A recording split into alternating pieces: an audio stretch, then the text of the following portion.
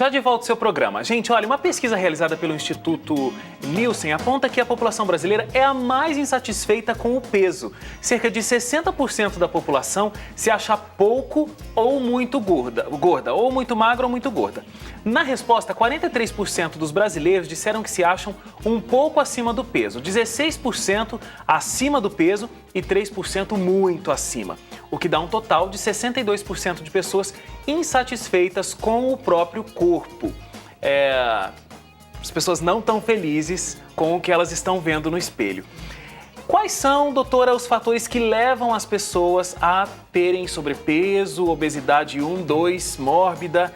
É uma questão genética? Isso tem uma transferência genética? É uma questão apenas de convívio, de costumes? É uma questão psicológica? A gente vai chegar lá?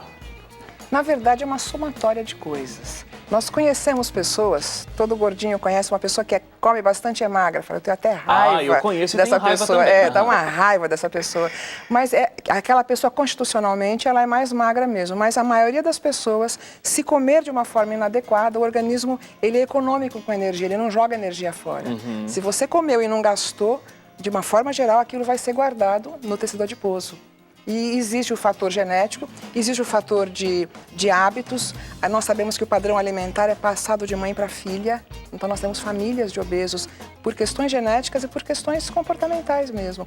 Fora a ansiedade que isso traz e que a própria obesidade em si traz isso. Vamos falar um pouco de ansiedade. Será que é o principal fator que faz a pessoa ir para a obesidade? Acredito que começa pela ansiedade, né?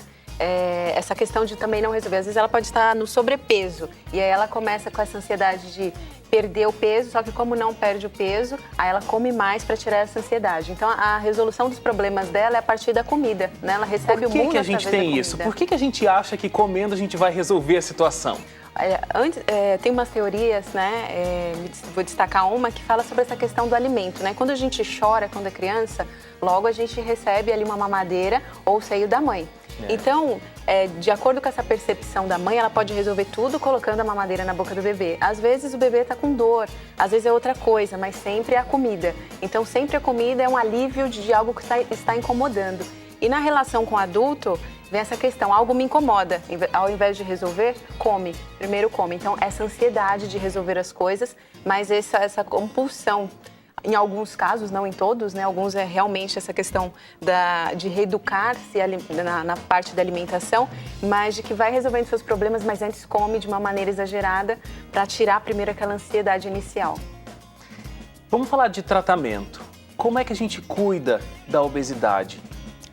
Bom, existem duas coisas que emagrecem, dieta e exercício. Agora, o medicamento, ele é muitas vezes necessário. Nós não podemos esquecer que a obesidade é uma doença e, como tal, ela deve ser tratada. Nós falamos em preconceito. Existe preconceito contra o obeso e contra o tratamento do obeso também. As pessoas falam, você vai tomar esse remédio, você vai morrer. Não é assim.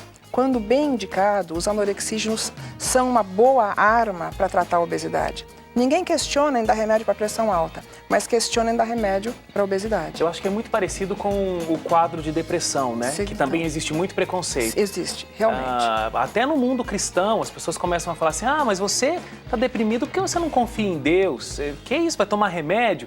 Não tem nada a ver, né? Depressão é uma doença, precisa de tratamento medicamentoso quando realmente necessário, vai ser indicado por um profissional. E é a mesma situação com o remédio para perder peso. Ele tira o apetite. Então, a pessoa consegue fazer aquilo que é importante, que é a dieta. E, ao perder um pouquinho de peso, ela se anima e ela começa também a fazer exercício. Então, esse é o círculo virtuoso. Né? Que não é o vicioso. Que é o contrário do vicioso. A pessoa começa a perder peso, ela se entusiasma e ela melhora a autoestima e ela começa a tomar medidas que são boas para a sua saúde. Agora, a pessoa que precisa tomar o remédio, como é que faz o diagnóstico disso? É pela quantidade de peso? É pela postura que ela tem ali na consulta e você percebe que ela não vai conseguir de uma outra forma? Como é que funciona? Na verdade, ambas as coisas. Existem pessoas que dizem, olha, eu faço dieta desde os 15 anos, eu já estou com 35 e eu nunca consegui perder peso. Ou perco, ganho. Não adianta a gente falar só em dieta e exercício. A dieta e exercício são fundamentais, mas nós sabemos que não vai resolver. Agora, os anorexígenos estão liberados no Brasil para obesidade, ou seja, a gente tem massa corpórea acima de 30.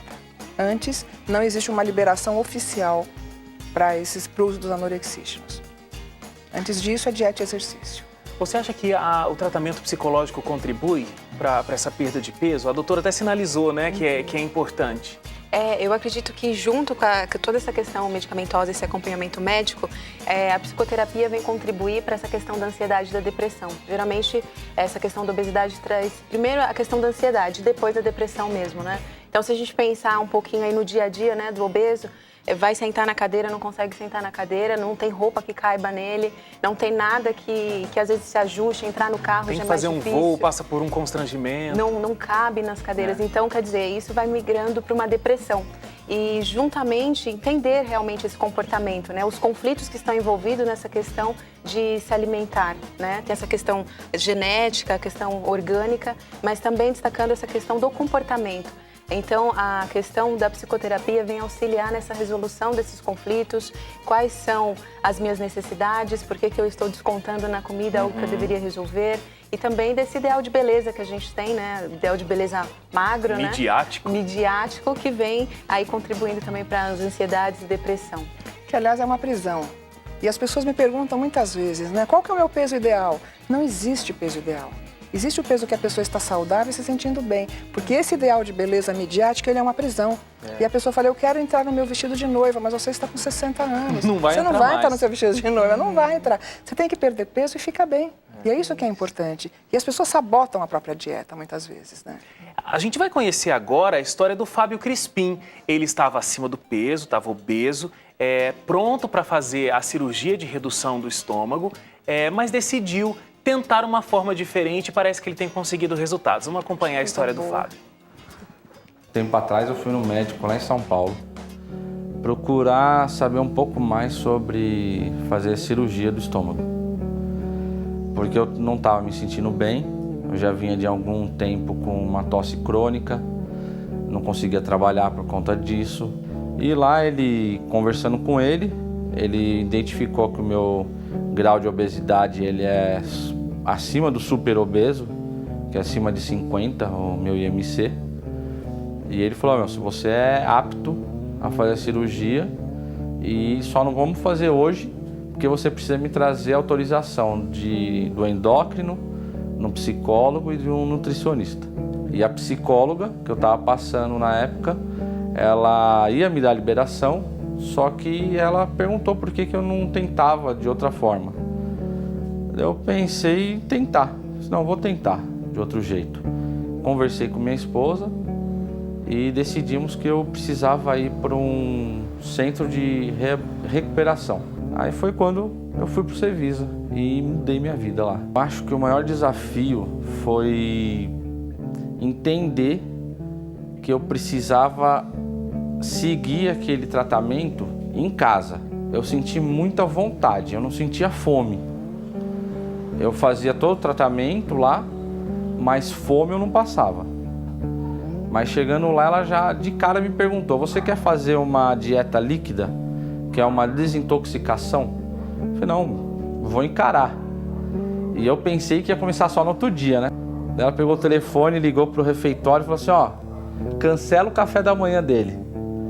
Aquilo na hora eu já engoli seco, falei, nossa, é verdade, eu vou começar mesmo o meu tratamento. Em casa eu mudei completamente. Uma mudança assim que foi bem radical foi na questão da fruta. Agora hoje eu tenho que ir a cada 2 dias no mercado comprar frutas, que é uma coisa que antes eu não comia, não sabia nem qual era o gosto de várias frutas. Hoje eu não consigo ficar sem. Eu cheguei no Cevisa com 160 quilos. Saí de lá com 15 quilos a menos. Em casa, seguindo a dieta que a nutricionista do Cevisa me passou, eu já perdi mais 5 quilos. E a minha meta é perder meio quilo por semana. Eu não quero fazer coisas milagrosas, de perder 10 quilos numa semana ou 10 quilos num mês. Eu quero perder meio quilo por semana. E ao final de 2 anos eu vou atingir a minha meta, que é chegar aos 100 quilos. Não, hoje eu já não penso mais nem conversar de novo com o médico que me orientou a fazer a cirurgia. depois do meu período de dieta lá, às vezes eu tento comer a mais e eu não consigo. Eu já me sinto saciado, já me sinto cheio com o pouco que eu como. Então, esse negócio de dizer que o estômago depois crescer e não vai encolher, isso é mentira. Antes era uma tristeza para acordar, eu ficava... Não, hoje não. Hoje eu já acordo disposto e sempre estou fazendo as coisas sempre com ânimo. Se eu fosse fazer tudo isso num dia como antes, eu já... meio período já estava querendo deitar e dormir, encostar em algum canto, parar. Minha esposa foi para lá para ficar mais 15 dias comigo. Se ela não tivesse ido, eu acho que eu não teria tanta força para ficar todo o período lá e também não teria força para continuar em casa. Em casa ela está sendo uma companheira e tanto para continuar nesse processo de perca de peso. E ela também está perdendo peso junto comigo. As faculdades da mente funcionam melhor quando o corpo é saudável. A mente e o corpo não são separados. Que bonito, Fabão. Chamo o Fabão carinhosamente. Fabão é nosso cinegrafista aqui na Novo Tempo, é lá do departamento de jornalismo, a gente trabalha junto. Que história bonita aí. Fabão, eu queria que você viesse todo magro aqui no programa, logo, logo, viu? Quando você conseguir superar a sua meta. É uma história legal que ele está enfrentando até agora, mas infelizmente não deve estar sendo fácil para ele e nem vai ser fácil para quem quiser seguir o exemplo do Fábio, né? Realmente é muito difícil e felizmente existem as exceções, né? Como é o caso do Fábio, mas não é a regra, infelizmente. Infelizmente as pessoas voltam a ganhar peso, inclusive depois da cirurgia, é uma coisa importante para se falar. Conheço algumas pessoas. Hoje as pessoas depois de 15, 20 anos ou até menos de operadas, elas estão ganhando peso. Então a cirurgia é importante que a gente diga, não é uma vacina que a pessoa toma e nunca mais vai engordar. Se tiver que fazer, se houver uma indicação médica, é uma coisa que tem que se pensar, mas não é a solução de todos os problemas. Eu tô gordo, eu vou fazer a cirurgia. Não é assim. As pessoas estão engordando. Uma vez eu vi uma matéria, a repórter estava, para explicar o esquema da obesidade, ela colocou uma balança. E ela falou, olha, é uma balança. Daquela, né, de dois pesos assim. Se você colocar muita comida e pouco exercício, vai pesar. Não tem outra forma, então é o equilíbrio. As pessoas às vezes elas querem uma pílula milagrosa, né? Querem fazer uma dieta dessas muito doidas aí e depois então vou ficar magro. Não existe milagre, né? É só mudando a alimentação, é só fazendo exercício, mudando a mentalidade é que a pessoa vai conseguir. Sem dúvida. E ele falou uma coisa muito importante, meio quilo por semana. Uma dieta é considerada satisfatória quando se perde de meio a 1 quilo por semana. Perder 10 quilos num mês faz mal para o organismo. E as pessoas querem resultados imediatos. Mas isso não é bom, não é mantido e não é saudável. E só com pílula milagrosa. E como não existe, faz essas dietas malucas que levam à desnutrição, inclusive, né? E alterações metabólicas também. Tem muita gente que já está na listinha lá de coisas para 2014 perder peso, né? Perder peso. É sempre, acho que, uma meta a ser alcançada, né? As pessoas vão perder peso, ainda mais porque cometem esses excessos, né? Nas ceias de Natal e de Ano Novo, né? O Fábio falou sobre a questão da mente e corpo, né? Essa conexão, né? E a gente sempre usa o ditado, né? Mente sã, corpo sã. Corpo são. Então, a partir desse momento, dessa reeducação, dessa nova postura, né? Eu vejo assim um firme propósito nele agora, né? E essa constância que ele foi nesse caminhar, que para ele não está sendo fácil, né? Meio quilinho diante de tanto, mas que um dia de cada vez, uma semana de cada vez. Quero agradecer muito a participação de vocês, a doutora Nancy, muito obrigado pela presença. Eu agradeço o convite. Espero que volte mais vezes. Obrigada. A Thaís e a Ruda, muito obrigado também pela sua participação. Eu que agradeço. Gente, intervalinho rápido na volta, tem culinária, a gente vai te ensinar aí duas receitas muito saudáveis e também leves, patê de cenoura e o suco verde. Não sai daí, a gente volta já.